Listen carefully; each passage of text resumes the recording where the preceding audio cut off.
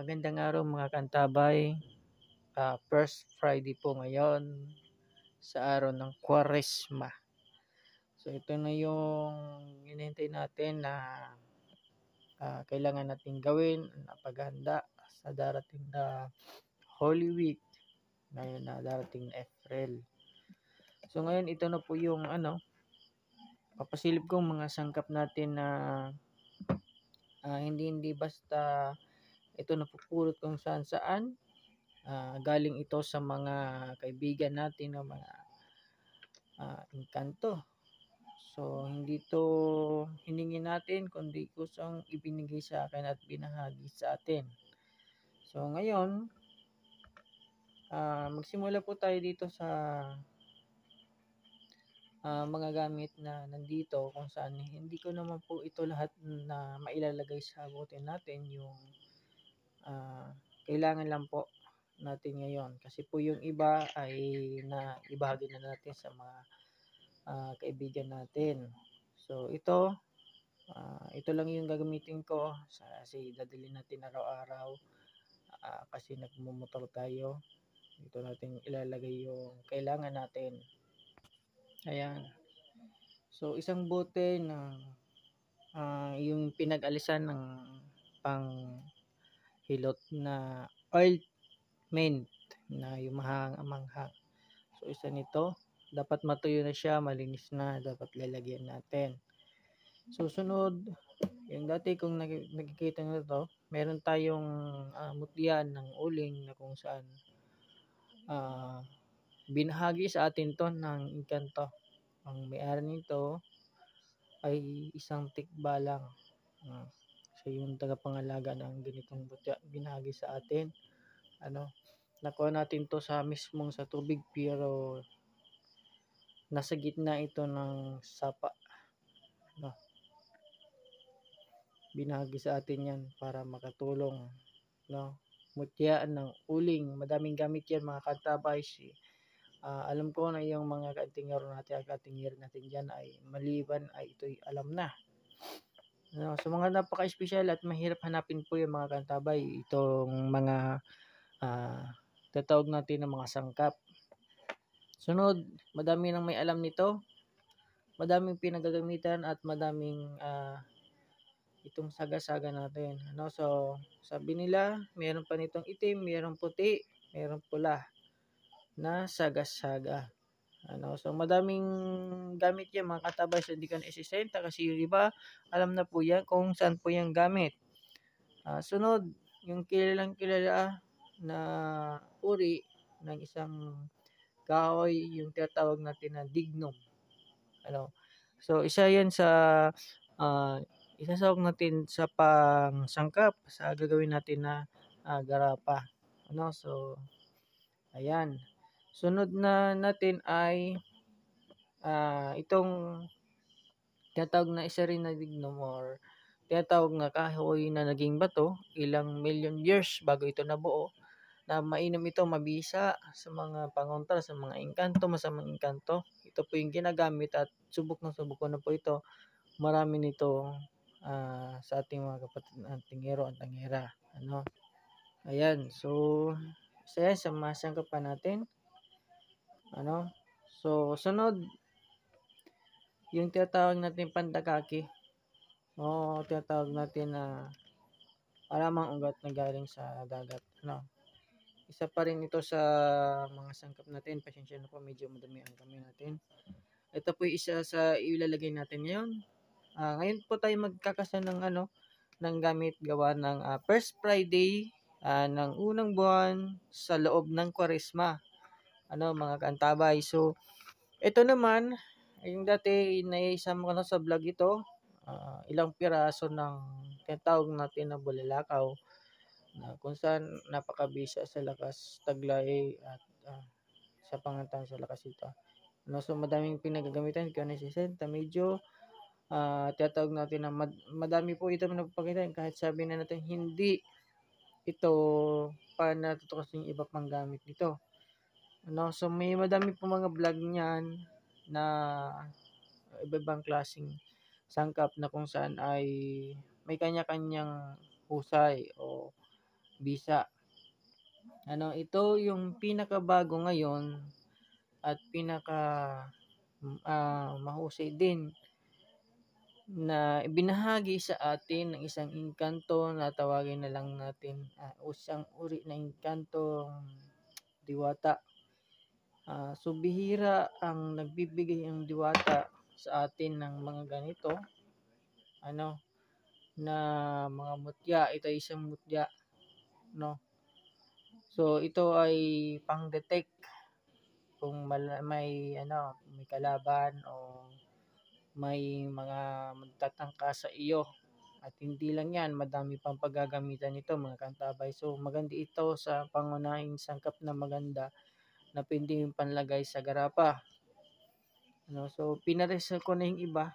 Kaya lang yung para mailagay natin sa bote natin. At ito na rin yung iba, napiraso ko na rin para pag maglalagay na lang tayo sa bote.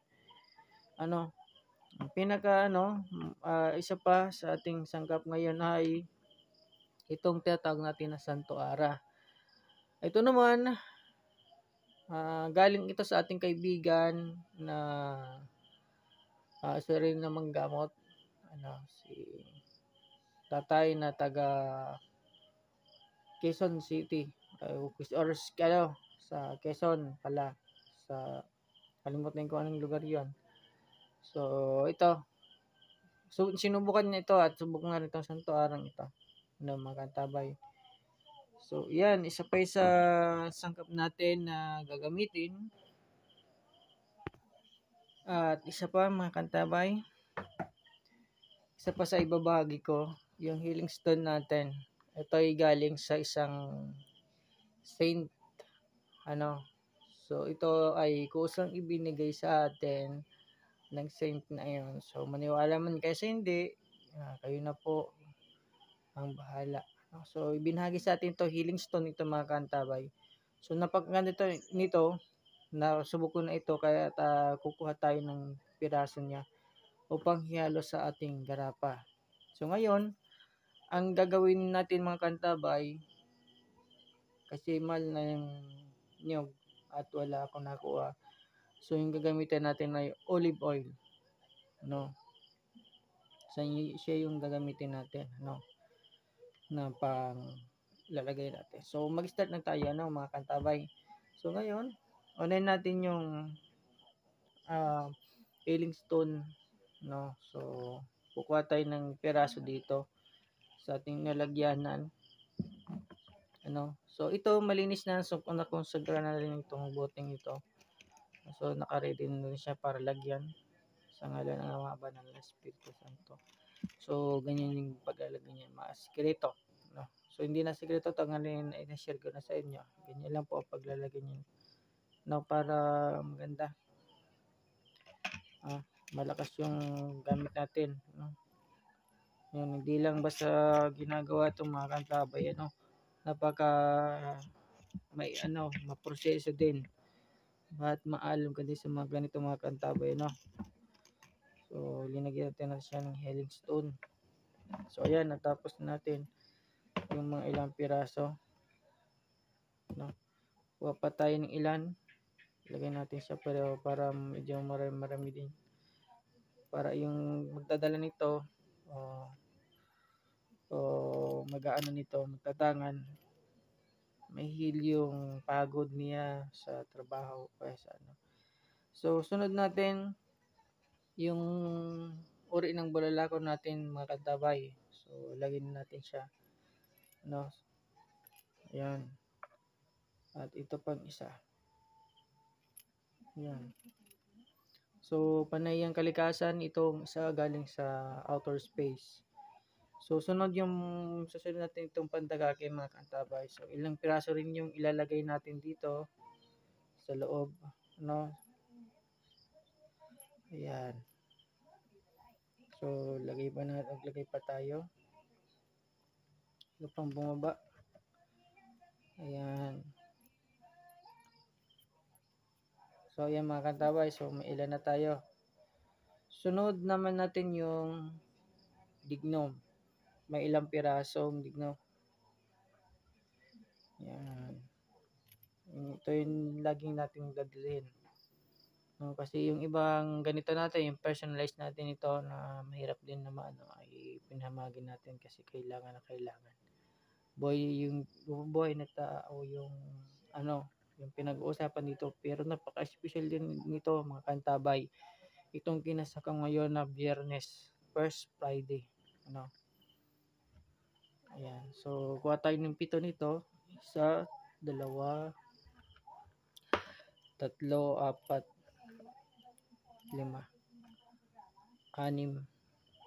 7. So, linagyan natin ng saga-saga. So, balik na natin dito sa ating lalagyanan. Ayan. So, ayan pala yung nalalagay natin. Medyo marami. Ayan, medyo marami na mga kantabay. Ayan. So, sunod natin mga kantabay, yung mutya ng uling natin. Ito yan. So, kumata ng piraso. At ilinigay natin dyan.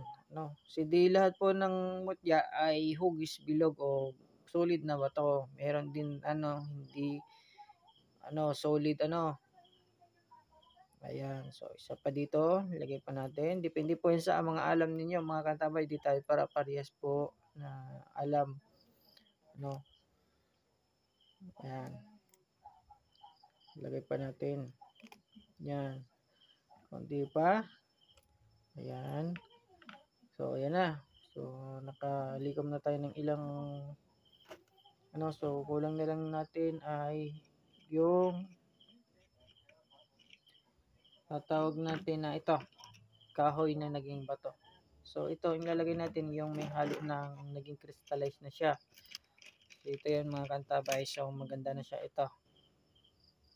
Ayan. Ito yung lalagay natin para mahusay pa. So, titingnan natin yung lagas pa nito. Ayan. Ayan pa natin to. Ayan. Ayan mga kantabay. Ayan. Lagay pa tayo. Ayan. Sakto na. Okay na yun mga kantabay.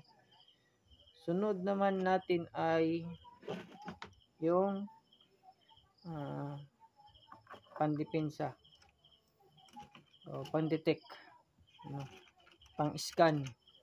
Ito yung tinatago sa yung binagi natin na bago. Kala si Dewata. Ito po yun. Habang kakaiba, makantabay, hindi halatang mutya. Pero mahusay yan. Maganda yan. So, lagyan natin dito sa ating lalagyanan. So, tayo. At ito pa. Sino pa tayo ng konti pa. So, pag hindi kasya, kuha tayo ng side cutter. Atin natin ito. Dandahan, baka maipit kayo. May tumalsik. At bumalik sa atin. Ayan. Ayan. So, lagay pa natin. Naglagay pa tayo ng ilan pa. Para maging okay. Ayun. Ayan. So, napakaganda na. Nagkasa natin mga kantabay. Kung makikita nyo. Yeah. Sunod naman natin mga kantabay ay yung pinaka-special din sa pinaka-special na bato nating iningatan. Ito ginagamit din ng mga katingero natin. Isang bato na may ginto. Ito legit na ginto na may bato. Kung makikita nyo lang yung kumikislap, yan. Hindi kasi makita sa camera. Ayan. May ginto yan mga kantabay. So ito yung mga kasama nito ay naibenta na natin. Naluto na natin na proseso. So lalagyan natin kaunti lang dito sa ating lalagyanan. Yun. Baba na natin to. Kung pa natin yung lalagyan ng kaunti para malagyan natin dito. Kaunti lang. Para napaka-special na gagawin natin. Gawin pa tayo ng kanti mga kantabay, medyo kulang pa yan.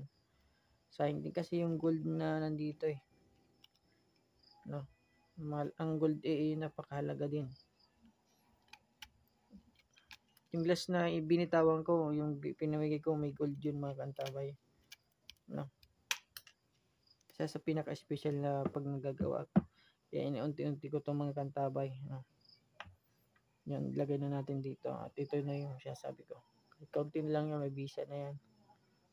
Ayan. Ayan. So, nabuo na natin mga kantabay. So, nakakahilo.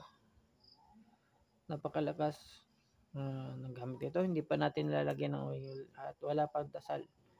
So, ngayon, kulang pa ay santuaran na lang. Lalagay tayo ng ilan. Meron na tayong piniraso mga kantabay. At lagay na natin dito. Diretso. Ayan. Ito yung santuara. Nakakahilo. Ayan. Tayo ng kaunti. Yun. Ayan. Ayan, may santuara na. Kaunti pa. Just lagay pa natin ng kaunti. At ubos na natin. Okay na. So, ayan, may santuara na. Halos kompleto na. May pagkaganda na ng kasa. Mga katawid, ganun lang kasimple. Pero, alam niyo na. Iba bang klaseng sangkap? Galing sa ating mga kaibigan na ganito at kalikasan. Ano, mga kantabay. So, yan. So, ngayon, itabi na muna natin yung mga natira na mga ano natin at magkakarga na tayo ng oil. Ano, so, magkakarga tayo ng oil dito sa garapan natin. Ito yung ano natin, gagamitin na special din na oil. Olive oil po. Ano. So, maglalagay tayo. Dahan-dahan lang. Yan. Dahan-dahan lang. Okay. Malapit na. Op. Okay na. So, hindi natin pinuno mga kantabay. Tapon na sayang. Napaka-special din ng oil natin na nilagay. Ayan.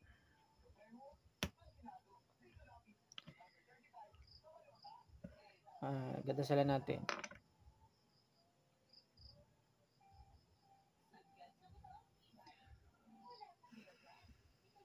Okay na. Ayan mga kantabay. So, ganun lang kabilis tayong maggawa. No, basta merong mga sangkap. Ayan mga kantabay. So, napakahusay na. So, gagawin natin. Lagay tayo ng kandila dyan. At sisindihan natin ang isang kandila. Pero dapat nakabukas yung mga kantabay. Tandaan nyo lagi. Ayan, ito. Isa pa ito mga kantabay sa isang panggilid o isang kutsilyo ng tikbalang na mandirigma.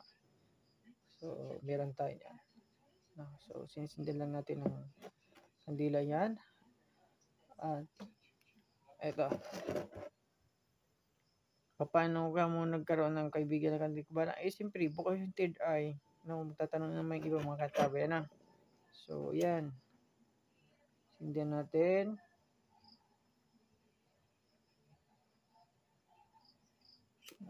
Sindihan na natin para matindi na para umayos na makantabi. Yan, para yung kandila maging mahusay yung karga na mailalagay natin dito.